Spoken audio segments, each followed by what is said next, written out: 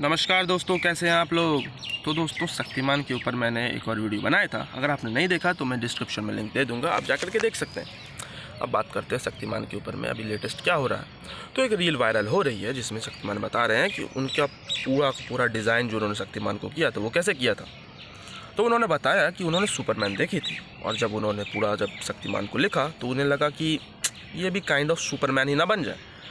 उन्होंने बोला कि इसे काम कहाँ कराया जाए, क्योंकि अगर आप रियल लाइफ में भी देखेंगे तो सुपरमैन भी एक न्यूज़ रिपोर्ट में काम करता है, न्यूज़ चैनल में काम करता है।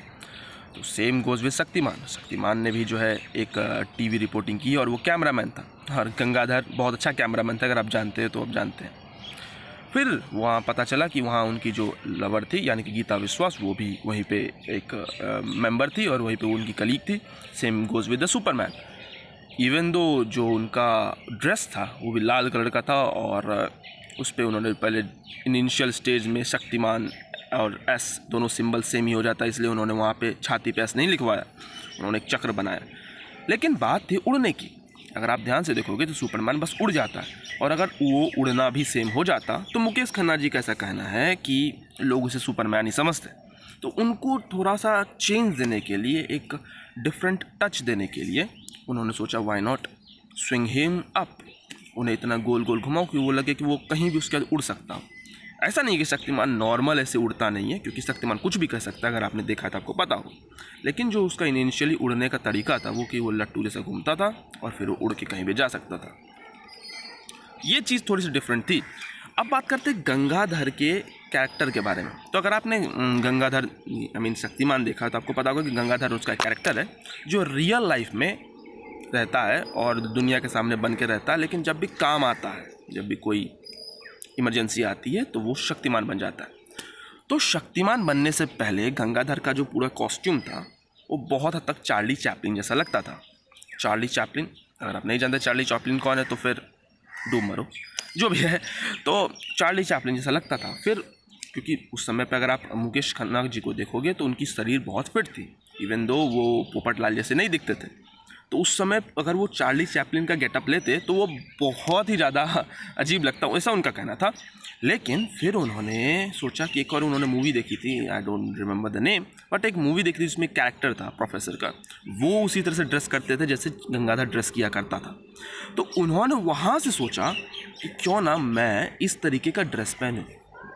तो ओवरऑल अगर हम देखें तो लोग बोल रहे हैं कि ये इन्होंने कॉपी किया है, ये ओरिजिनलिटी कहाँ है जिसकी बातें खन्ना साहब करते रहते हैं।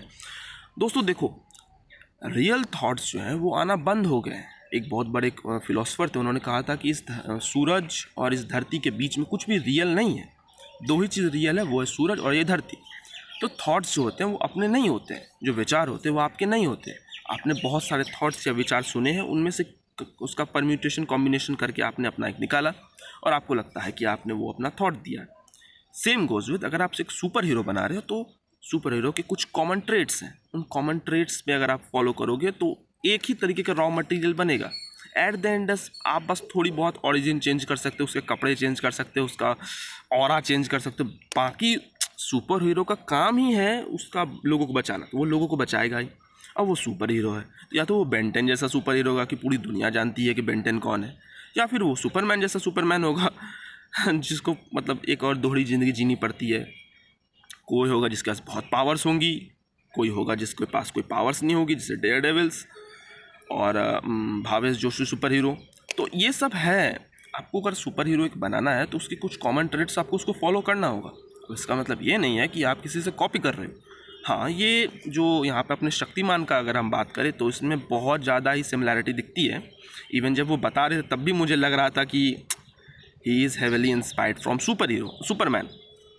फिर भी उस टाइम के लिए इंडिया में ये भी बहुत बड़ी बात थी, क्योंकि अगर आपने एक और सुपरमैन देखी है वो पुनीत इश्शर और धर्मेंद्र वाली, तो उससे तो बढ़िया ही थी हमारी इंडियन सुपरमैन।